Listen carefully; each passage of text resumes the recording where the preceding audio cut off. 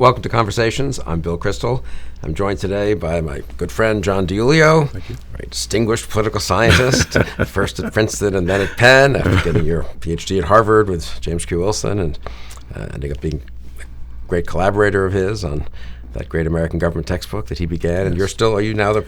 I'm still hanging on. You're hanging on. Yep. Is it still the most popular textbook? Well, I think it should be. Yeah, totally. It deserves to be the most popular American politics textbook. John, I'll just give the title, is the Frederick Fox Leadership Professor of Politics at Penn and the founding director of the Partnership for Effective Public Administration and Leadership at Penn, and great teacher and a great political scientist. And so there's so many things I could ask you about today and would like to pick your brain on, but maybe you wrote this little book that you wrote, 4 or 5 years ago? 5 years ago, yes. I remember when you sent it to me, Bring Back the Bureaucrats. I said, really? Really? So let's begin with that provocative thing, because I think one of the great things about your work is it's been so reality-based, if I can put it that way. You're good at occasionally disabusing people like me of our dreams of transforming things, or you have a good understanding, a very good understanding of how the government works. So why do we need more bureaucrats? What's the argument? Okay, well, first of all, I apologize for my voice being a little hoarse. No problem. And sick, but so let me put it this way. If you go back to 1965, okay, and roll the camera forward to the present, we've had about a 5 or 6 times growth, real inflation adjusted, in the amount of government spending, federal spending, national spending. We've added 7 cabinet agencies. We've added dozens, scores of sub-cabinet agencies. Over that same 50 or so year period, the federal government has gotten involved in things it wasn't involved in back in the 60s or before, whether it's crime or environmental protection or rights of the disabled, et cetera. And yet, for all that growth in spending, for all that growth in programs, and for all that growth in what the federal government does, that entire period, there was no growth in the number of full-time federal bureaucrats, contrary to what you hear. That is kind of amazing. So the size of the federal government in payroll, in actual people, didn't change. And that's that's not a military civilian thing? Throw out the military, throw out the postal service, and we're talking about full-time federal civil servants. So it hovers around 2 million for that entire, if Barry Goldwater, on the night he lost his landslide election to Lyndon Johnson, was told, well, Mr. Senator, if you look into the crystal ball, by the time you get to 2015, 2018, there are going to be the same number of federal bureaucrats as there is tonight. You must have won. You lost the election but won the debate. But of course he didn't win the debate. And the puzzle really is why? How is it possible? And that you could have the same number of bureaucrats when John F. Kennedy was inaugurated, when Ronald Reagan was inaugurated, when George W. Bush was inaugurated, when Barack Obama was inaugurated. And the answer is not, and you will be very surprised by this, that they've had a tremendous increase in productivity and are doing much, much more with less.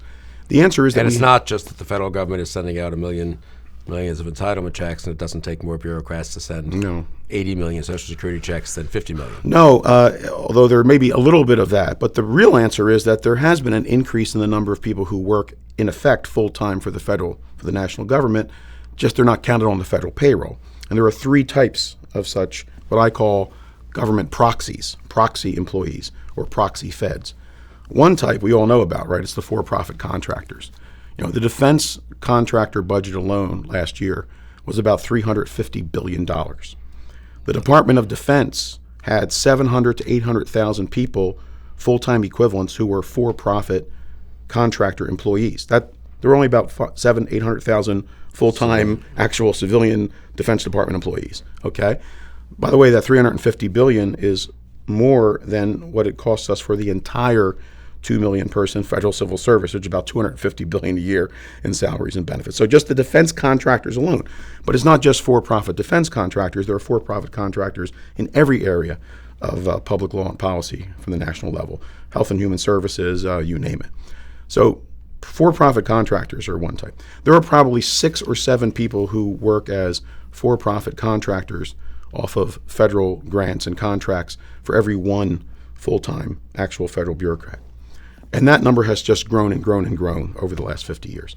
But they're not alone, because the second category is state and local government employees. While federal employment has remained flat at around 2 million, state and local government employees, subnational government employees, have about tripled in size. Now, not all of that growth is due to federal grants and federal intergovernmental relations funding, but a lot of it is. So many people who work for state and local governments are de facto feds. That is, they're paid through and by federal programs. And there has been a tremendous growth there as well. And the total number of people who work for state and federal? About 18. State and local governments in America? 18 million. So about 9 times as many people and work it's for states grown. and localities compared to the feds. And it's grown in 65, 70, 75. As you begin to see this proxy process begin to really ramp up and heat up, you see that growth, okay? So it's for-profit contractors, it's subnational government employees. My wife, who was the assistant director of Medicaid for New Jersey at one point, had a $4 billion budget, had 100 line employees. They were all pretty much de facto feds, right? So they're New Jersey government employees. So you see that phenomenon. But there's a third category, and it's the one that's least talked about of these so-called proxy government employees for the federal government, and that is nonprofit organization employees. The nonprofit sector, the independent sector so-called, is more than $2 trillion a year, way more than $2 trillion a year now. And its growth, about a third of its revenues, 40% by some estimates, come from government grants and contracts. And its number of employees have increased, again, through the aegis, through this process of the federal government creating these proxies in what I call the Health and Human Services nonprofit complex. You have the military-industrial complex. There's a nonprofit human services complex. Now, there's nothing inherently wrong with this. Okay, I don't. That's what I was going to say. There's nothing. So to give some concrete examples, I mean, obviously, the Defense Department contracts with Lockheed to produce a new airplane. Yes. So that's 35 to 40 billion a year to Lockheed. Yes. But that's the way we traditionally built weapons, and so you could. It sounds a little weird, but on the other, you probably don't want the defense. Maybe you do, maybe you don't. But you might not want the Defense Department itself building the airplane. Medicaid checks go to all these hospitals, for profit or not for profit. Sure. And so they're contractors, right? I suppose but. Right. So I guess that would be the question. So why is this? So I think the answer has a couple of different parts. Yeah. The first part of the answer is, there are two fundamental facts about American government. And by fundamental, I mean, the person who knows these two facts knows more about American government than the person who knows everything else but not these two facts. The first fact is pretty well known and, fairly widely acknowledged, if not well debated, and that is the fact that we are a deficit-budgeted, debt-financed government. Why are we that? Because we want a lot of stuff that we don't want to pay for, okay? In February of 2019, I believe, we had a $262 billion, maybe it was $264 billion federal one-month deficit, the largest in history. So we took in like we spent $401 billion, took in about $167 billion. It's just, right? Trillion dollar a year deficit is nothing now. $20+ trillion national debt. Okay, that's the first fact. But the second fact, and I think the more deleterious fact, is the reality of this proxy government. Now, we have the first problem because we don't want to pay taxes. We have the second problem because we don't like the second way in which policy gets translated into action. We don't like taxes, but we also don't like bureaucracy. So we hide the bureaucracy. We hide the sheer size and scope of what is really the shadow federal bureaucracy. And as you well know, Bill, I am no libertarian. Right. So I don't have a problem with government. I am a proud Democrat. And I don't have there's nothing inherently wrong with this, but there's something very bad about the way we've done it. And it's happened because Congress likes policy proclamation, but it doesn't like the instruments of policy action, which are taxes and bureaucracy. So it doesn't tax, right? Or it undertaxes, in my view, relative to all that we want, if you want all that stuff. And it most definitively has essentially hidden the extent to which we rely on federal government employees to manage this massive, probably to the 2 million, probably 12 million more all told, if you were to sort of do it by full-time equivalents. And why is this bad? So why is it bad? Very briefly, and then you can tear me apart. No, I'm interested. There's three things. Think of it the three I's, right? When you're an old American government teacher, you have to always have these mnemonic devices. The first is implementation problems and failures, okay? The second is interest group politics. And really the third is, I'm going to save I'll save the third I'll save the third I for you. Okay. Because it really goes to incumbency issues. Implementation. If you don't need to know a thing about this to understand, right, that the longer an implementation chain is, the more things that have to happen in sequence for something to happen at the end to have a desired outcome, the less likely it is to happen. So if I tell you there are 3 things that have to happen in a row, they have to happen in a particular sequence in order to achieve the outcome, achieve the goal. That's, 1, 2, 3. If I tell you there's 5 or 6 or 7, if I tell you there's more than 7, and if I tell you that just each one of these steps in the implementation chain, from policy to action, is 90% likely to go well. By the time you get to the 7th, right, 0.9 times 1, you're under 50%, okay? But it's not just the length of the implementation chain. It's that the implementation chain that has grown up around this system of Leviathan by proxy, as I also call it, is convoluted and twisted. How? Think about all that you hear in the headlines. Think about much you don't hear in the headlines about how this system of government by proxy actually works or fails to work. It chokes routinely on tasks and chores as distinctive as what? Handling plutonium, approving pesticides, caring for the health of hospitalized veterans, right? Delivering summer meals to children, to poor children in cities, delivering weapons systems on time and all. But I mean, it's a remarkably diverse, collecting taxes or not collecting them. It's a remarkably diverse range of things that it does very poorly. If you look at the General Accounting Office's list of high-risk programs, the same 32 programs have been on the list for decades, right? And guess what? They are among the programs, and my colleague Don Kettle at the University of Texas at Austin, who is the great genius of public administration, along with Paul Light at New York University, have looked at these issues. They're the programs that are most likely to be indirectly administered or proxy administered, or have the highest sort of ratio of direct to indirect administration. So it's bad implementation. It creates failures. It creates cost overruns. That's the first. The second reason this is problematical, in addition to the implementation failures, really has to do with the extent to which in this system of proxy government, we have a bureaucracy where the people holding the first link in this chain, okay, are ill-trained, undertrained, or not trained at all, right? We pay so little attention to it. Is there evidence that programs that are directly administered by the federal government using federal employees to work better than programs that are administered through this indirect proxy arrangement, either through federal and state and local governments or through the private sector, or whether profit or not for profit? I mean, it seems like a lot of these changes happened. I know in the Defense Department case, maybe they used to make their own meals at, whatever. And then they decided, well, that's crazy. Everyone else is outsourced. Everyone, New Jersey, Turnpike doesn't run its own food service anymore. They have a food court and they have Sbarro's and so forth. And every college and university in the country seems to think it's more efficient for them not to have. Princeton doesn't have probably, a lot of Princeton University employees serving food in the dining halls. They outsource to Marriott or to people who do this for a living. So why is this necessarily any different from what the private sector? Apple doesn't own its whole production chain and so forth, right? But no business has a supply chain as long, convoluted, twisted, and over which it has as little control ultimately as what we've grown up. This is not the product of any designing, directing mind. It is, as I'll say in a moment, the product of some rather, I think, nefarious political motives on the part of both Democrats and Republicans and incumbents generally. But the evidence, it would be great to have studies of insourcing versus outsourcing. Right.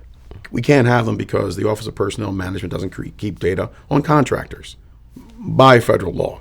It would be great to know lots about the procurement process, but apart from the wonderful reforms that were made under President Clinton and Vice President Gore during the National Performance Review or Reinventing Government efforts that were led actually by our friend at Harvard, Steve Kellman, back in the day when he was in that office, the procurement reforms there, before which, by the way, the federal government, it was basically forbidden from taking past vendor performance into account in deciding how to let grants and contracts.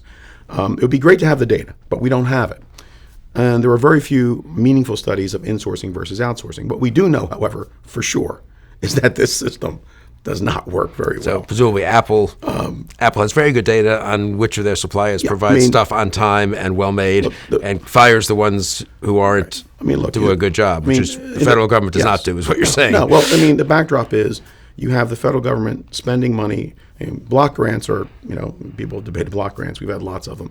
But, when you have a federal government that spends money that it doesn't have for purposes that it won't specify with results that it doesn't try to measure, you get what you expect. And you get it, in very diverse areas. Go back to the famous or infamous failure of the health exchanges under President Obama. Why did that occur? Well, you have the Centers for Medicaid and Medicaid Services. They have fewer employees than Harvard University. They have like 5,000 employees. They're the first link in this chain. They're presiding over this vast empire, Medicare, Medicaid. Huge piece of the federal budget, a fifth. And this is, 5,000 people. Then you want to change the way in which the system goes. So they let contracts. And of course, it didn't go very well, right? Look at FEMA.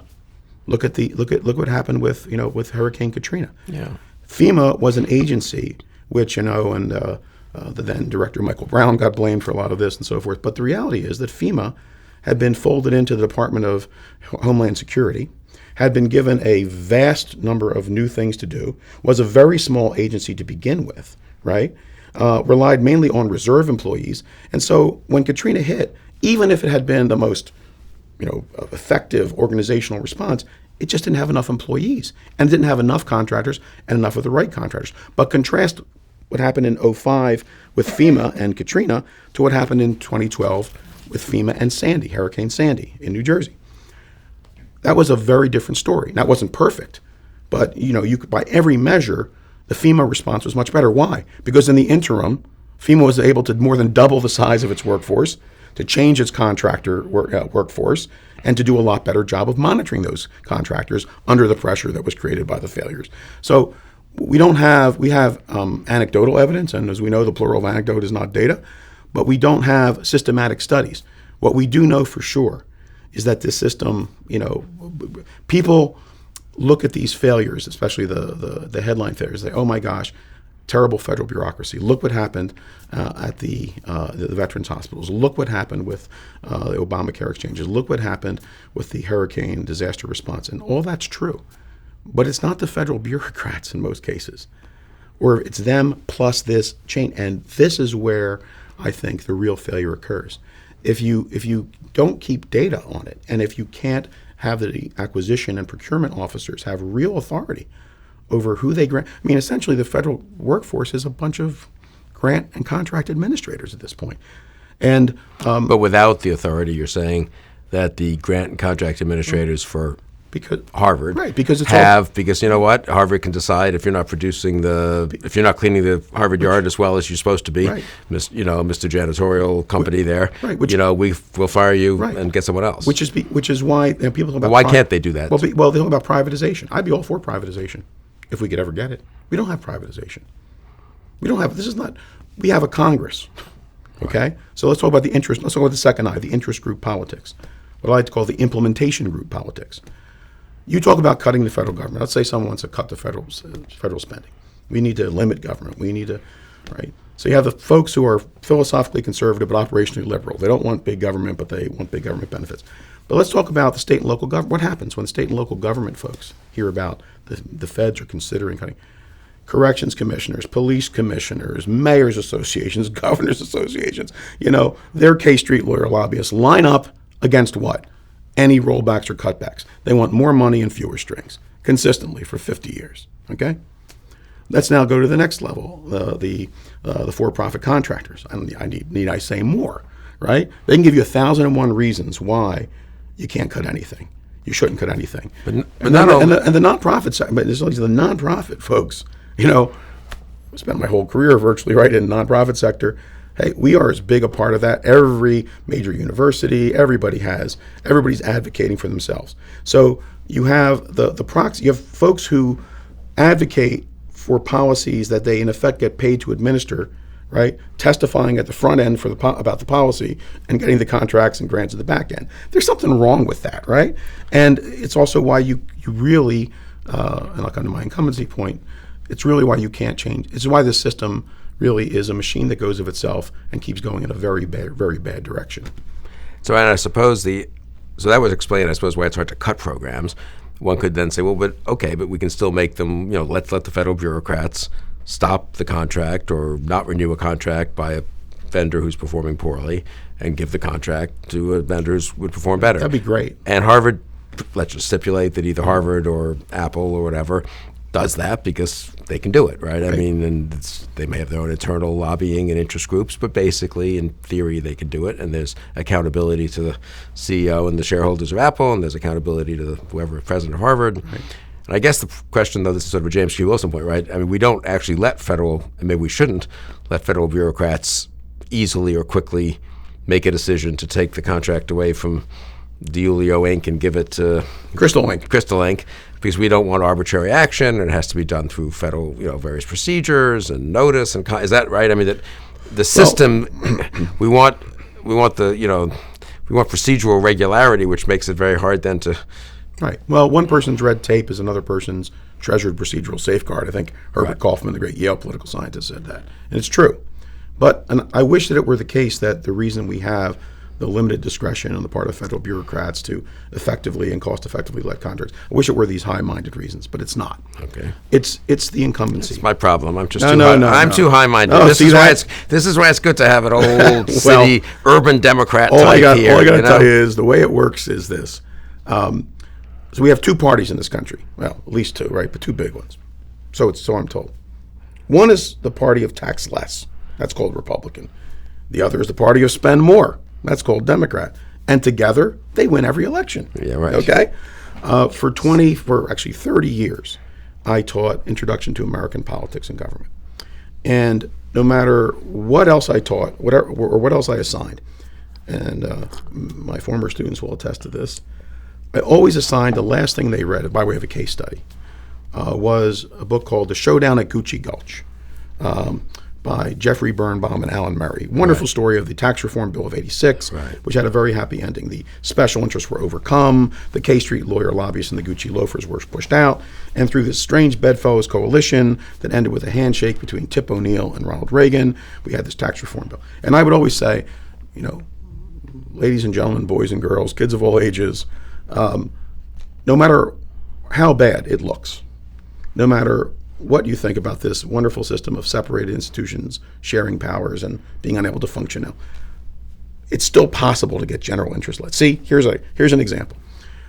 And then I woke up about 5 years before I stopped teaching that course, and I realized that I'd been misreading the book or looking past the reality. Actually, what happened in that case, which, by the way, the tax reform bill was undone in about 15 seconds after that, right, as you know. Right. But what really happened was Tip O'Neill said, I'm going to spend more. And Ronald Reagan said, I'm going to tax less. And you know what? They did. And that's why incumbency advantage, Bill. 90+% of incumbents reelected who seek reelection get reelected. Democrat or Republican, doesn't matter in years when the House changes, from one party to the next. Why?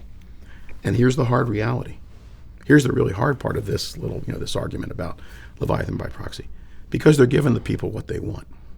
What the people want is Medicare and Medicaid and college loans. What the people want is lots of these government benefits without having to pay taxes for them and without having to take it at least from the hand of the bureaucracy, the government. So again, and what is this about? It's about wanting to go to heaven without having to die.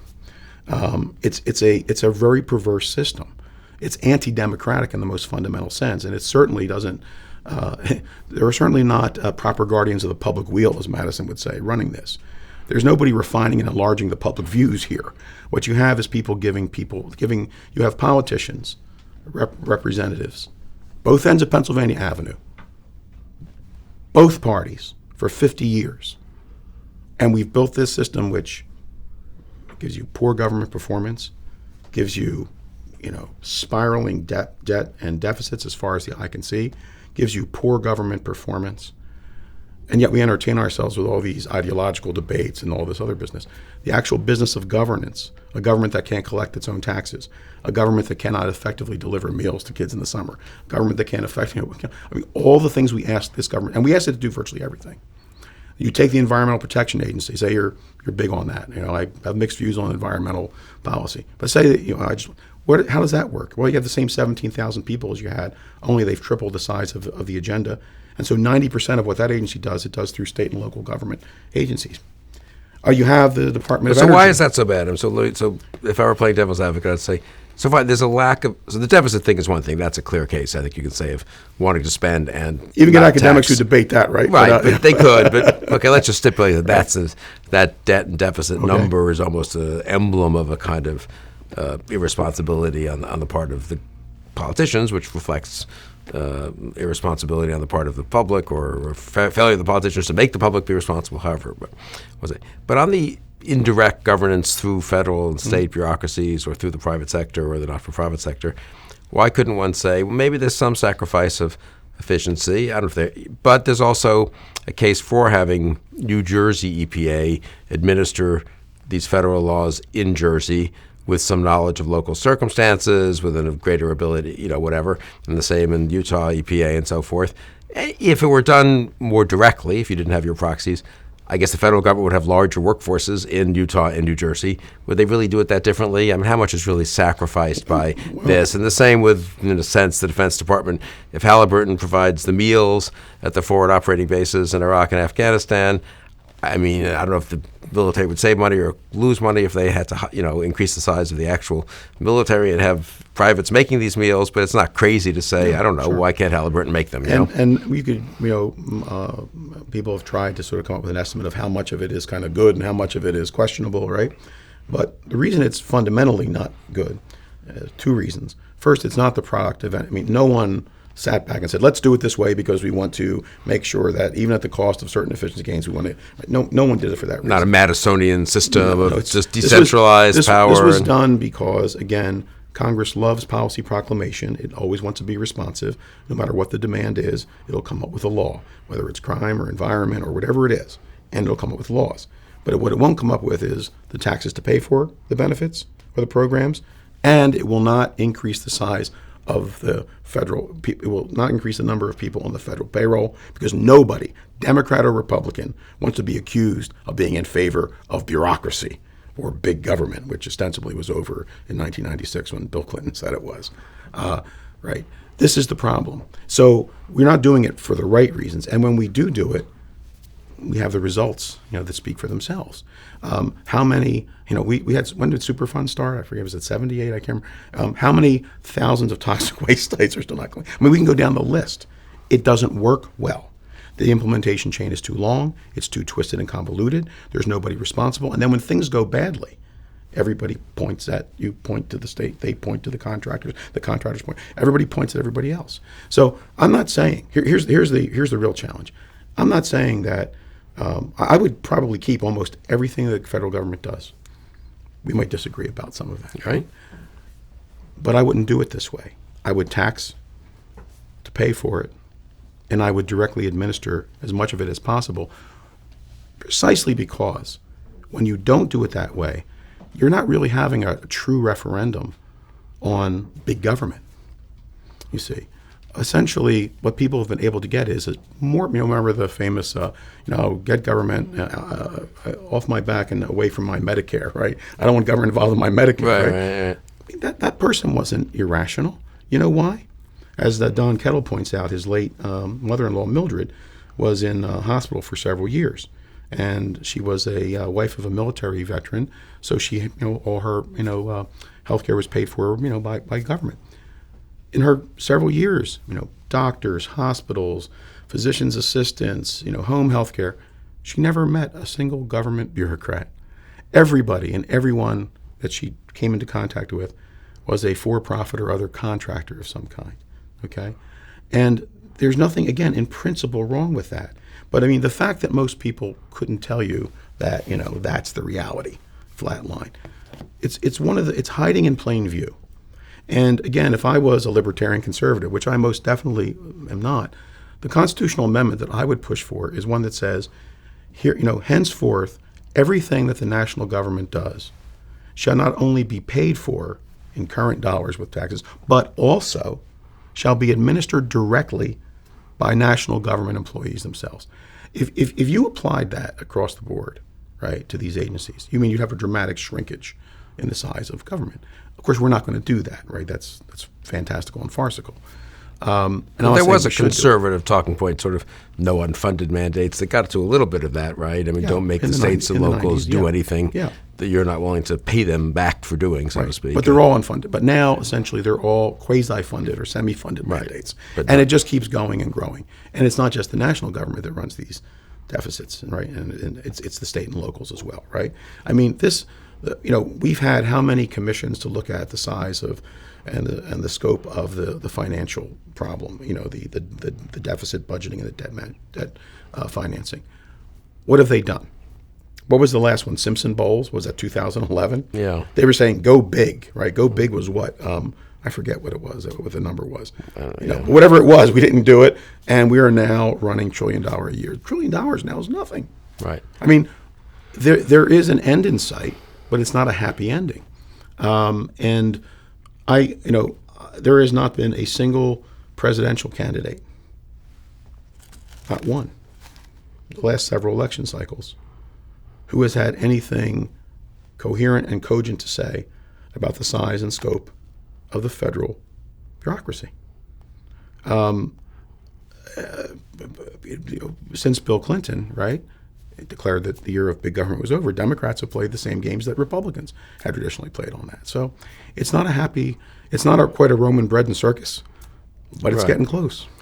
But just to come back to the actual, so take crimes, a subject you are quite expert on, wrote a ton about, and as did your mentor, James Q. Wilson.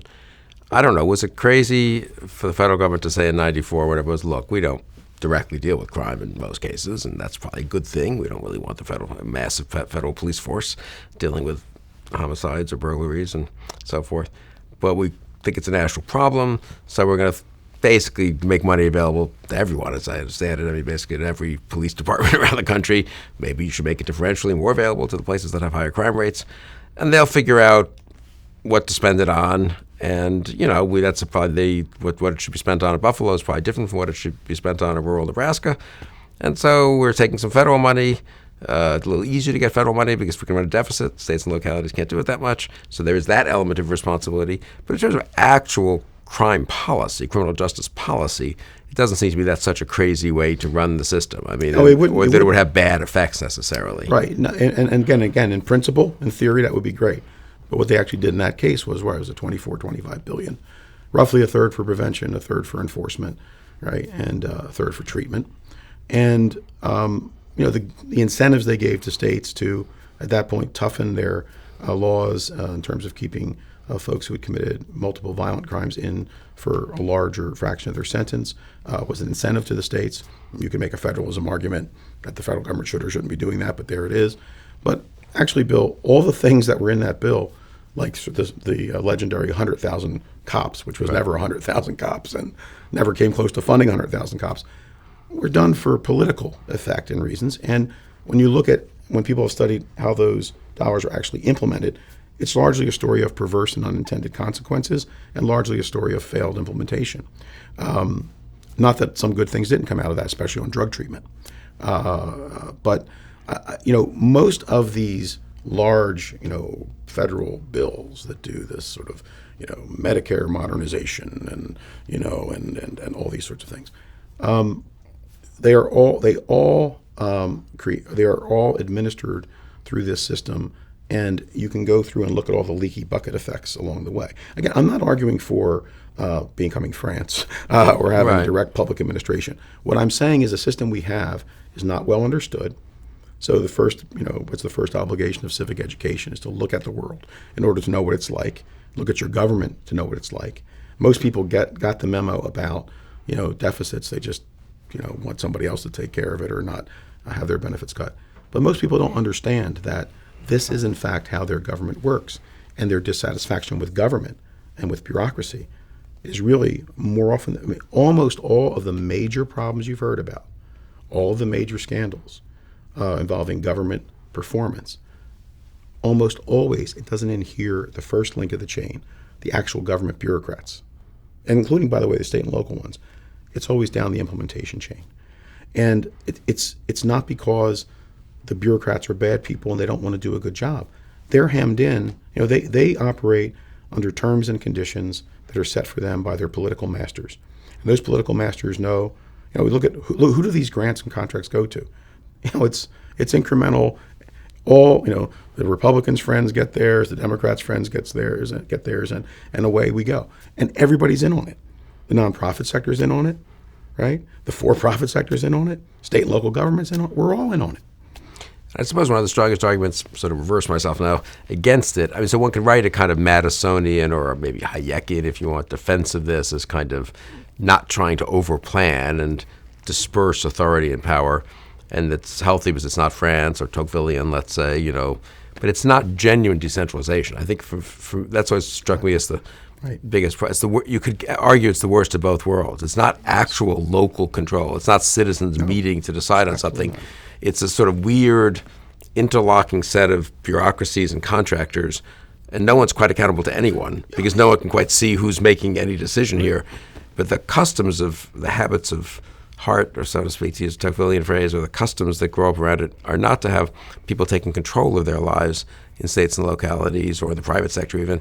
It's people becoming supplicants to the next higher level of government to be treated well by them or to get the extra money for the grant for them. It turns everyone into either a dependent or a supplicant at one level or another. Sometimes a high-class supplicant on K Street, lawyer lobbyist, but it's perverse at its core, and it's speaking of Mr. Madison, one of the things that at least the Senate's supposed to do, right, is to check and balance the delusions of the public. Right. The notion that you could have all this government, all this spending, all these programs, all this activity, and yet not somehow have to pay for it in real time, and yet not really have to be responsible for how it gets administered, how the human, financial, and organizational resources to translate policy into action get mobilized. It's farcical. And it shows up, Bill, in ways that are profound and in some ways poignant. In Philadelphia, we have every child in the country who gets a free or reduced price meal while they're during the school year is entitled under federal law to getting the same meal in the summer. Okay, but there's literally in that case no implementation regime. That is to say, it's an entitlement, but the federal government leaves it to states and localities to do it or not do it as they see fit. So in Philadelphia, we're pretty good. We have a spectacular Department of Recreation and Parks. We have a pretty good state Department of Education, and together they've been able to sort of run these programs in Pennsylvania to where in Philadelphia about half the kids who have this need get it. But we have like 600 play streets, and we have scoring in a Salvation Army. Everybody's involved. But then in other parts of the country, there's nothing. And so, and the childhood hunger spikes. That's an implementation failure. It's because nobody, when it's important to connect it, and I'm not trying to raise this as a big, inequality issue, but let me tell you, when we want to connect the dots on this proxy system and make sure that even if they trickle down with leaky bucket effects, the people who we want to get the benefits, who the politicians want to get the benefits, get them, we do it. When my mother, who died in 2010, a good old South Philly lady, would go on the bus to Atlantic City to the casinos, with all the old Italian ladies. And, I remember one day, for reasons I won't bore you with, I was with her. And on the bus comes this man, and he's handing out things to all the old ladies. And it's about how you can get your Medicare Part D benefits. And do you know how to get them? And the political establishment wanted those people to get those benefits, and they were going to be sure that they knew. And if they couldn't figure out how to do it on the internet, they would have somebody call them, and with big letters. So there's also certain inequities that build up in the system. Vulnerable populations, benefits that go to people who aren't in a position to advocate for themselves, who aren't up the food chain, so to speak, in this implementation group liberalism, interest group liberalism system we have. They get shafted. They get marginalized. Whereas, classes of people, like the elderly who vote a lot or politically powerful people, they get benefited. But in the overall, we all lose from it. And if I may say a word about Mr. Madison. Please. Yeah. Always happy to discuss Mr. Madison, Mr. Hamilton, any of them, my favorite founders. Absolutely. Well, I'm not going to tell you that I talked to Madison last night because then you'd really think of it. But, speaking of my late mother, in 1965, Bill, I got my first Holy Communion. And my mother never tired of showing people the picture of me in my communion suit. She said I was husky. That was quite a euphemism. But And I was pretty, it was okay in my communion suit. But if I wore that communion suit here today, we probably have me arrested, right? I mean, I look like the Incredible Hulk or worse, right? That's our system of government. Up to about 1965, our system of separated institutions sharing powers, which was designed for a limited government, which was designed for a national government that did relatively few things and left most things state and localities, coming off the New Deal. But with the Great Society, it's the Great Society that began really this Leviathan by proxy system, because it was easier to get the policies approved if you can say we're not going to increase the size of the federal bureaucracy. We may have to spend more money, right? Right. But we're not going to have to. We may run some deficits, but we're not going to increase the. Nobody wanted to do that. Okay. Well, what happens over time is we've broken out of this system. We're still wearing that suit. This is a big government. And either you may favor some or all of what it does. I favor most of what it does. But we're not doing it right. We're not doing it right financially, and we're not doing it right administratively. And we're paying a pretty significant cost on both counts. Our posterity is going to pay the bill for the former, for the debt financing. We right now are paying a cost for the failed administration. And we're going to continue to pay that cost unless we change the system. And I think we could. I mean, I can tell you what we could do to change the system, but I don't have any hope that it's going to happen. Well, I want to get to that in a minute, but would you also, it also seems to me like we're paying a cost politically in the sense of political legitimacy and political, I don't know what to say, just the polity, in the sense that we don't feel like we have control over it. We don't feel that, let's debate education policy, let's debate immigration. But instead of having a real debate about policy with real costs and real benefits and real trade-offs and a real discussion of whether this policy would work or that one wouldn't or what we want, everything gets sort of weirdly, as you say, sort of outsourced and confused. And then we scream, we're very upset that some private company is, I suppose, making money as a contractor by providing beds for children at the border, who are separated from their parents. But presumably that company's not the problem, right? No. The problem is what immigration policy do you want for people who come to the border with children or unaccompanied children who come to the border?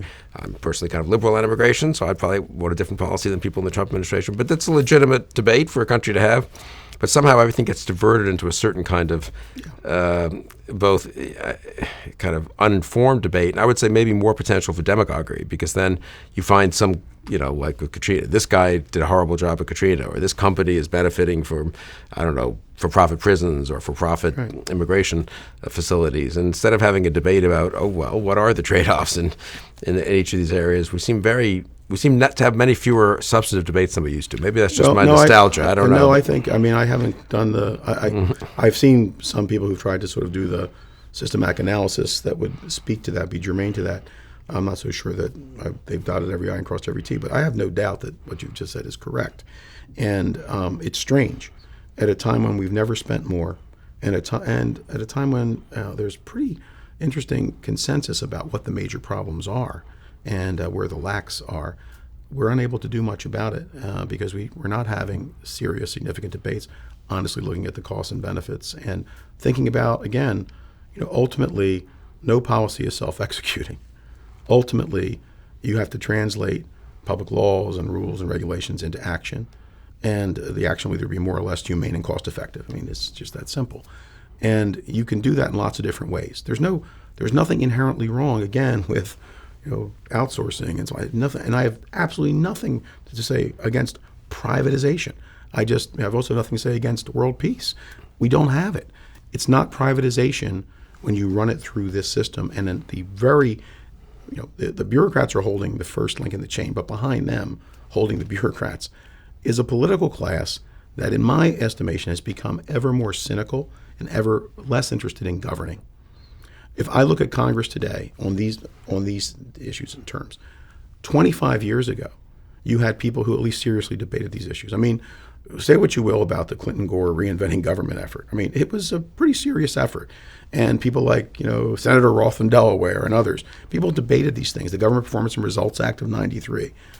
I don't think you can find 28 people on Capitol Hill who would even care to think about these issues. I suppose it goes the other way in that respect. Once you have this government set up and functioning in this extremely complex way in which citizens are sensitive to, A, not paying too much taxes, but B, getting the particular, understandably, getting the particular benefits or access to the programs that they feel they need and deserve and have been told they're going to get, whether it's healthcare or education and so forth. If you show up as a new congressman or senator, I think you quickly learn that you probably don't want to raise taxes at the national level. You don't want to increase the size of government at the national level, but you really want to make sure that your constituents in this town get this, and this group gets that, and you have all these groups showing up in your office. I'm really struck by that talking to people on the Hill. How many the interest groups that show up in their office are not all of them. One thinks more classically if it's the oil industry, it's business, lobbying for better tariffs or tax break or subsidies. But actually, a lot of them are the not-for-profit sector. Absolutely. A lot of them are contractors, direct or indirect, and lobbying for, we want this designation in as a preferred provider in here, or a practice that's covered here, because that will help us back there. And so you end up with a kind of, I don't know. Yeah, it is. I think the politicians learn the lesson. Right. They're both, as you say, they preside over this system where there's no kind of accountability, no clear trade-offs. People don't behave as citizens; behave as you say, supplicants. And it's a good crash course in this. Go back to what Simpson Bowles, right? Which again went nowhere, but I thought was a pretty good. I actually thought it was a pretty good report. I actually thought it was pretty honest, thoughtful. And even for its moment, somewhat ambitious. Look who came out against it. Look at the arguments they made. The nonprofit networks coming out and saying, X number of people in the state of Y could be affected by this and lose. Remind your congressman that, this fraction of the folks in this city are in the nonprofits, earn their living. I mean, that's okay. You can say at one level, that's just, okay, they're advocating for themselves. That's fine. But what we have is the policies. If you are a proper guardian of the public weal, and you're trying to look at this and what's in the common interest, the permanent and aggregate interests of the community, right? And you try to change something, you're serious about wanting to change something, the first people you're going to hear from are your proxies. Yeah. You're going to hear from your state and local proxies, you're going to hear from your nonprofit proxies, and you're going to hear from your for-profit proxies. And they are all, and by the way, all of them to one extent or one degree or another are actively involved. I mean, this is the other, I've had people say to me when the little book came out some years ago, how can you talk about this without talking about campaign finance reform? I say, well, how can you talk about this without talking about quantum mechanics? Everything's related to everything else. There are all these realities, but it's true that there is a rather insidious relationship to this, between this system of proxy, Leviathan by proxy, as I call it, and the explosion in the amount of money that gets poured into campaigns and the sources from which it comes. It's basically to preserve, protect, and defend this system, and to make it impossible for anyone, no matter what their party or ideology, to come in and really say, what, if we really want to do drug treatment well, if we really want to do summer meals well, if we really want to build a better, bomber well and on time and on budget, there may be other ways of going about it. And some of it may involve insourcing, and some of it may involve outsourcing to different groups. But the system is really almost, I would say almost fossilized in a way. And yet all of our attention is diverted to everything else. Is this related to the sort of Mansur Olson, is that his name, the kind of interest group gridlock argument, or advanced societies? Jonathan Rauch and others, demosclerosis and all that. Right. There's a lot to that. Right. But I think what people have missed, the most fundamental thing public administration is boring. I admit it. I like boring time. I would never say that. If I ever never edited a journal, never wanted to, but if I did, I would call it the Journal of Obvious Realities. That would be my journal. That's good, right? And in the Journal that's of Obvious, a great Orwell line, right? In this age, the obligation of every person is to say, to say exactly. The obvious, But the obvious thing is we have a government, which is a beautiful, wonderful creation that worked really well for the first 150 plus years, but was not intended to do the things we're asking it to do in the way we're asking it to do it. And so we're frustrated and upset So every president, no matter who it is below 50%. And Congress is at 8 or 9 or 10 or 12 or 15% approval. And nobody likes anything. And everybody dislikes. And the federal government's the number one problem. Federal government itself is the number one problem. All this stuff. And yet when you ask people specifically, right, about particular government programs and benefits, with the exception of foreign aid, right, which everyone's against, which is static, which isn't static in the machine, you can't get people to say we want to spend less. And you can't get people to say, just to think of hiring enough bureaucrats full-time to bring us to where we were, the ratio of full-time bureaucrats to the American population in 1960, which would be about 1 million, by the way, over the next 25 years, 50,000 a year.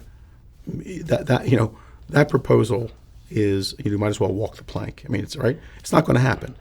But if it doesn't happen, you have the Social Security Administration imploding. The Internal Revenue Service, which is not a very popular agency, imploding. You have people retiring and not being replaced, so that the people holding that first link in this long, convoluted chain are becoming less and less capable, right? So the administration, the implementation failures are bound to, and there's evidence that they are getting worse. So I want to that's important. I think I want to come back to that. So that would give us more urgency, that a sense of, well, the system's not working too well, but it's statically not working too well.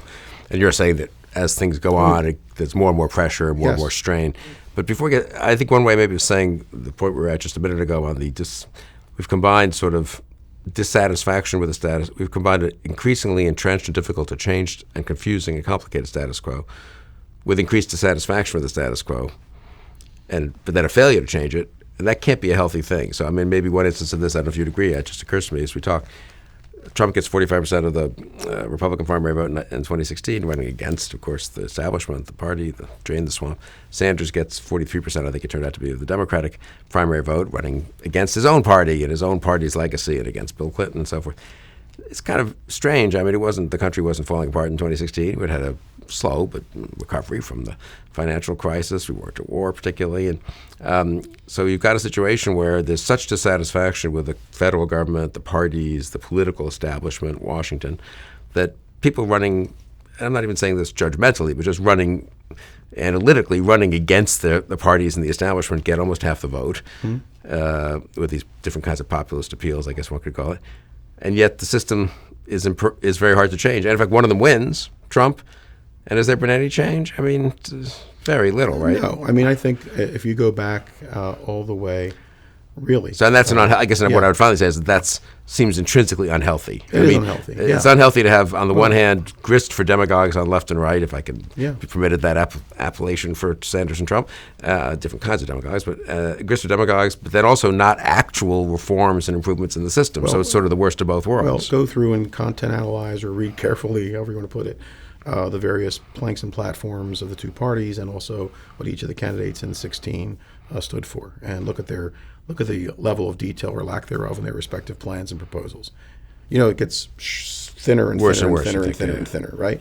And it's all, they're all sort of, it's all valence politics of a kind, right? Which is, trying to attach themselves to universally approved conditions and attach their opponents to universally disapproved conditions. So one universally approved condition is the federal government or the national government or the government is bad, the government's doing terrible things, and that's been a winning, right? That's been a winning claim all the way back to the late 60s and early 70s, with two exceptions, and they were back to back: Bill Clinton and George W. Bush. Neither of whom, each of whom, and of course Clinton again with the end of your big government is over, but both of whom actually, if you go back and look at what they said, and then look at what they did when they were in office, really were deeply concerned about how to, make things work better and cost less, to use the Clinton term. And, in my own experience with the Bush administration with, faith-based organizations in the White House office, people sometimes say to me, wait a minute, you don't like proxies? I thought you wanted to give everything over to the churches and faith. And my point is, yeah, I do if they're better at it than the otherwise comparable proxies who are for-profit or are non-profit secular, but not if they're not, right? So, but I think they probably are in many cases. But those two presidents and those two administrations, for 16 years, kind of, I think, put their fingers and toes in the dike of a lot of this. They really did.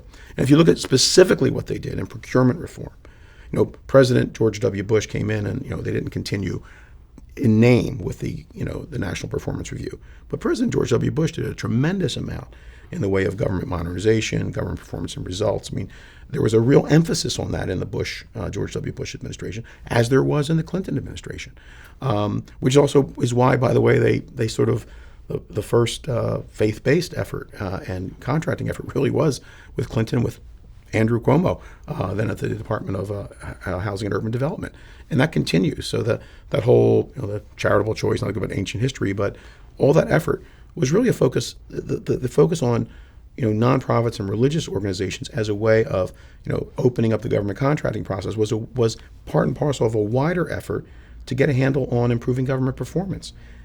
But the Obama years, there were some good efforts on the part of the Office of Personnel Management.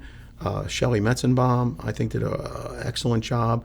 But by and large, it's been a walk away, and now going on 12 years, and I think the evidence for that's everywhere you look. And why are you so worried about the near and medium term future in terms of things getting worse? Why can't we just drift? I mean, it's not healthy civically, and it's problematic. But why can't the status quo stay? Yeah, there's a lot of ruin in a nation, as has been said, and we're a very affluent and successful nation, and we've had this problem for a long time, and it hasn't proven fatal yet. And when the Social Security checks really don't show up at the right address, people will go crazy and will hire another 10,000 people. But I don't even say the day of reckoning is coming. I say the day of reckoning is here. We just don't hear about it. Nobody reads GAO reports, right? But go and read the GAO reports. Look at what's happening within from the Defense Department to the Social Security Administration, then down to the smaller agencies, the Department of Energy, which 90% of what it spends is spent on private contractors. The EPA. Look at what's happening. Look at the character of the workforce.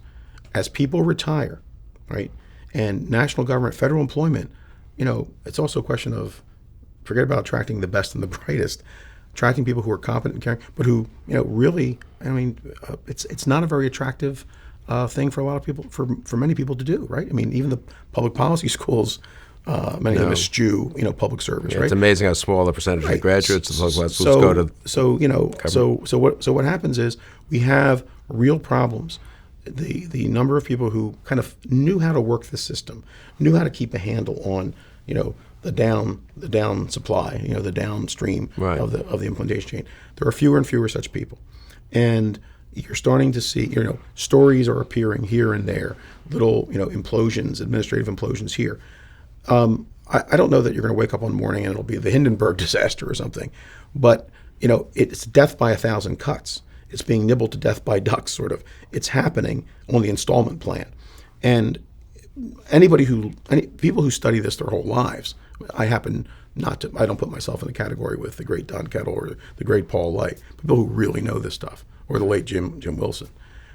But people who really study this stuff closely are very concerned because they see things and they hear things they haven't, heard before from within, the federal government, within the federal bureaucracies, within the federal agencies. Yeah, that has a little bit of the ring of truth to me, knowing, since I live in Washington, for a number of people who've worked in the federal government. Maybe this is just age bias, since one always thinks one's peers are better than the people who come after one. But I do think in foreign policy, a lot of people went into the federal government who cared about the U.S. role in the world, who wanted to defeat communism. Some of them went to the Defense Department, some of them went to the State Department, some of them went to intelligence agencies. They're all aging out now, basically, if they went into as careers or civil servants. And in the domestic area, kind of conversely, a lot of liberal, very intelligent, young, idealistic liberals went to work for the EPA and other such agencies in late 70s, early 80s. Even if it was Reagan, and then Clinton probably got another wave of them in. A lot of them are aging out. And again, I'm sure I'm biased by my particular age cohort, But I do have the vague sense that maybe the people who came in 10 and 20 years later. I mean, and they're also less well trained. I mean, this is the other thing. We had 30, 40 years, government commissions, reports, the Volcker Commission, the great Paul Volcker, one of my great heroes, Volcker Commission report. And we need to train them better. We need to do pre-service training, in-service training. We've gone the other way. We've gone precisely the other way. And, because everything is viewed as a perk or whatever. I mean, training somebody on how to use the latest technology which will be cost saving, is not a perk. It's a training. They would do it at a good for-profit firm. When you have federal government agencies trying to manage people who have technologies that they don't have and are basically using organizational forms and formalities that they don't use because they're boxed in by the rules and the regulations that govern what they do, and they can't afford to buy the latest system, or they can't change the hiring protocols so as to attract people who do and have these skills rather than skills that were apropos and needed 15 years ago. That's the problem. And it's a boring problem to talk about. Nobody cares, but it's showing up. And again, it's not a good thing. It's not a healthy thing when you have the public. Again, to me, it comes down to the most fundamental aspect of this is, do we want as much government as we have? Okay. Do we want all this? Or how much of it do we want? What do we want? And if you want it, okay, how do you finance it and how do you administer it? The founding fathers were pretty good at thinking through those kinds of questions, but they had a different answer to those questions than we do. And frankly, all the way through the 19th and into the 20th century, we had different answers. The New Deal had a different answer than the Great Society. The Great Society was a different answer to that question. It was more. And Republicans fell in line behind Democrats. Ronald Reagan didn't advocate getting rid of Medicare. I mean, he did at one point. He was opposed to it, but no. Not by the time he became president. No, by the time he became president, Social Security, Medicare, it wasn't creeping socialism. It was, stuff to be protected and defended. There's nobody on Capitol Hill who wants to have will have a serious discussion. If you can be taught, if someone can say with any degree of credibility, pull out some nanosecond soundbite that you said something that you wanted to cut back these programs, but there's no discussion at all of how are we administering these programs? Again, it's boring stuff, but it's really important stuff. I suppose one could say, well, often the system doesn't react until there are real emergencies. New Deal kind of the Great Depression, obviously. So are you at all hopeful that we could be shocked into beginning to fix the system? Since you don't seem to think routine politics offers much hope. No. I wish I could say yes, but if I said that, I would be lying to you and Pollyannish, and I'm often wrong, but I'm never dishonest. So if you had told me that in 2005 Katrina would happen as it did, that we would learn from it what we did about what went wrong and why it went wrong, I would have said, oh boy, now that's the wake-up call. I mean, or if you had told me about 2012, 2013, I mean, it was, I think, one of the saddest days for President Obama, with whom I had a great deal of, who I thought was a pretty good president, really. But it's sad when he had to go and stand there and sort of apologize for the failure of the health exchanges and the administrative debacle that it was. And that was a massive, politically significant, massively significant thing. And nothing really follows from that. So I don't know that the emergency or the crisis will do it. And if I were to tell you, but there's a new generation of thoughtful people and sort of, I like to believe that, but I don't see that either.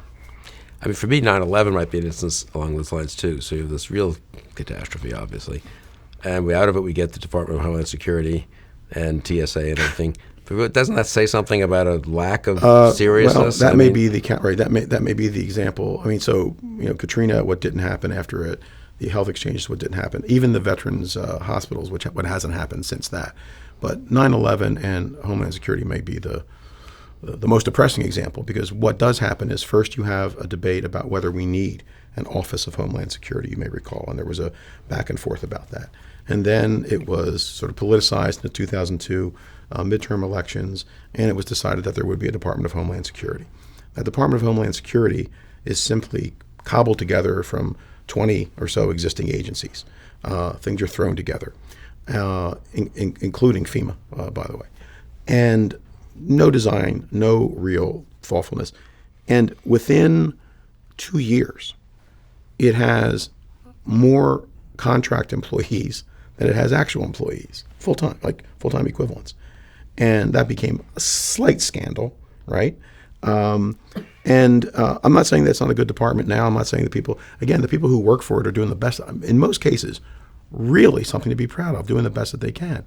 But they have too many missions. They have too many contractors. They have too many cross-cutting regulations and rules. I mean, it's not, that example would be, you would have thought that we would have had the most rational, sane, mature response in creating this, this new cabinet agency to protect the homeland, and we really didn't. And I'm struck in our conversation, you mentioned James Q. Wilson.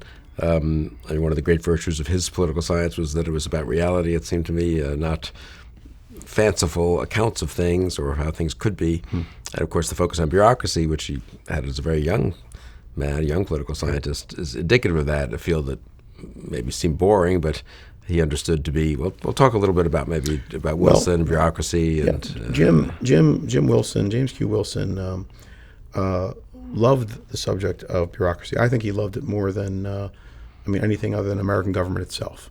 And he loved reading about it, writing about it, teaching about it, and he loved arguing about it.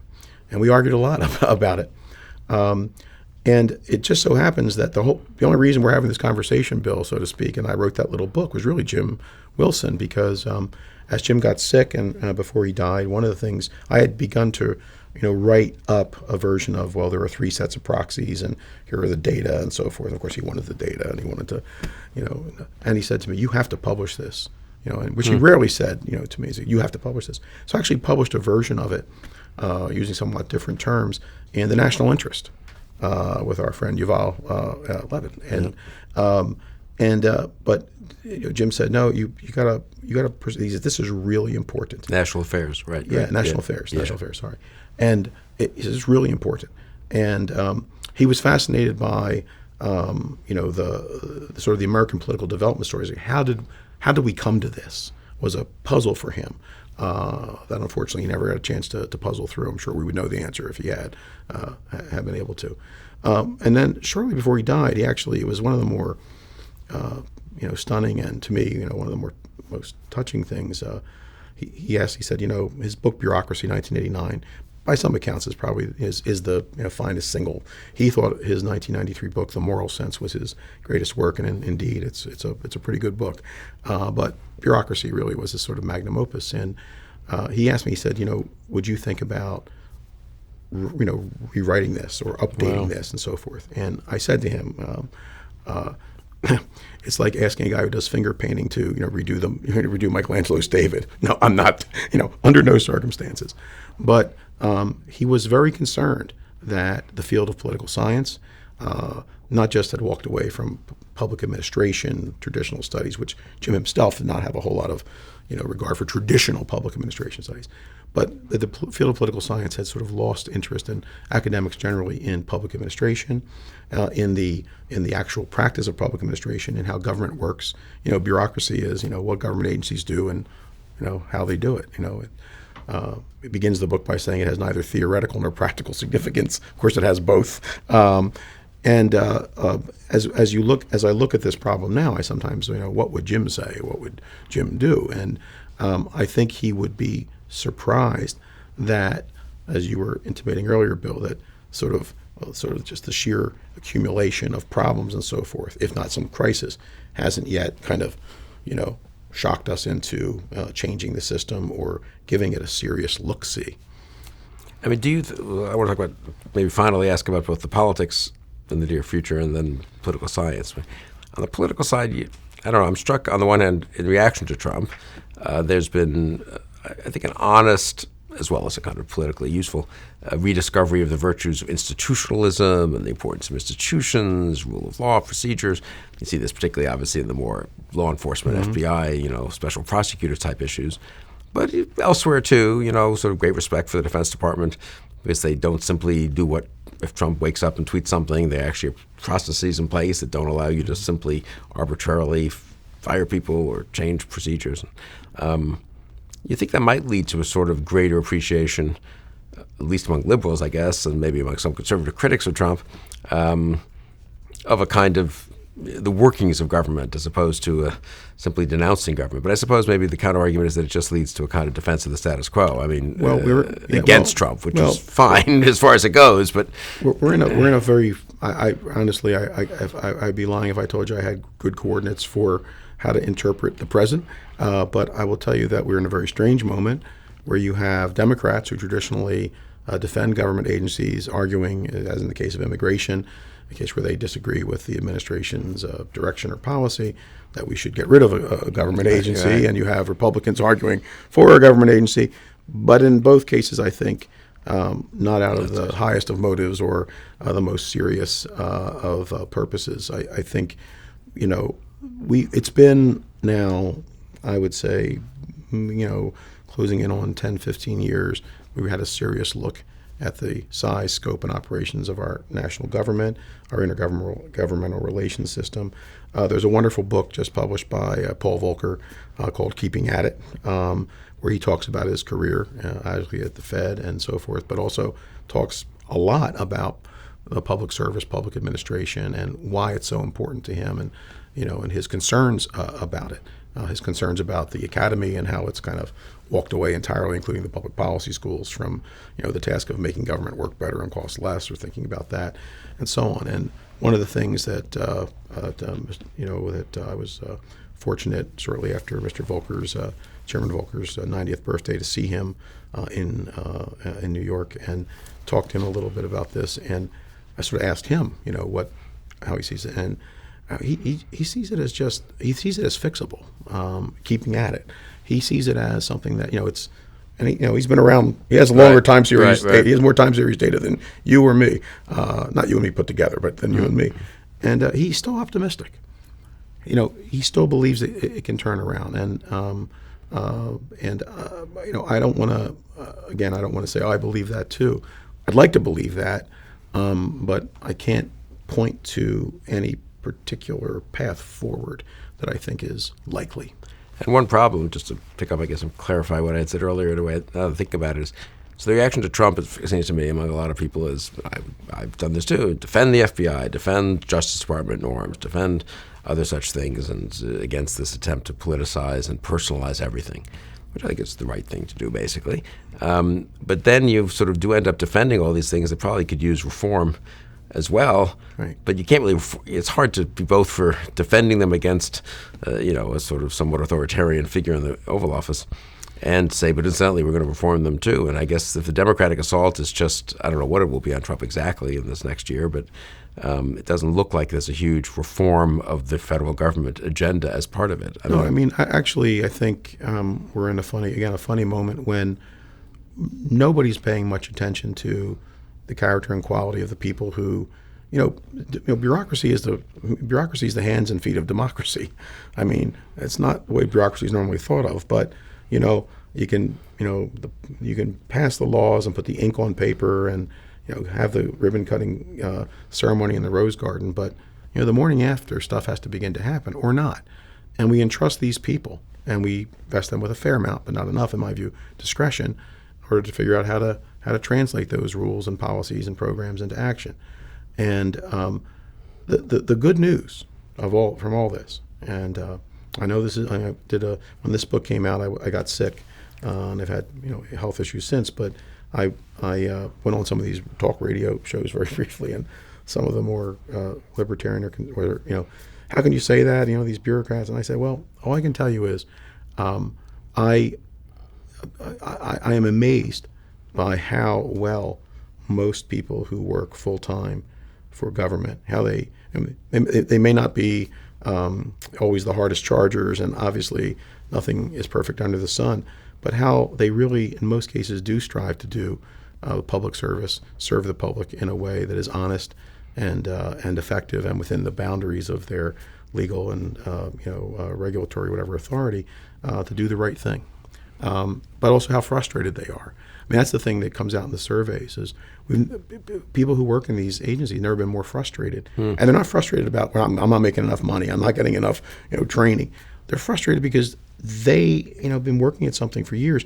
They do know something about how to know the difference between this contractor and that contractor. They do know something about better ways of addressing problems that they've mastered substantively, whether it's whatever the issue might be, and yet they're not duly empowered, and of course they're far from duly appreciated. Yeah. And what about the political science world? Are things at all better or worse? I mean, there was this old public administration, which people like Jim Wilson were not huge fans of, Right. and somewhat rebelled against, I think you Right. could almost say, and I think you were very much part of that too.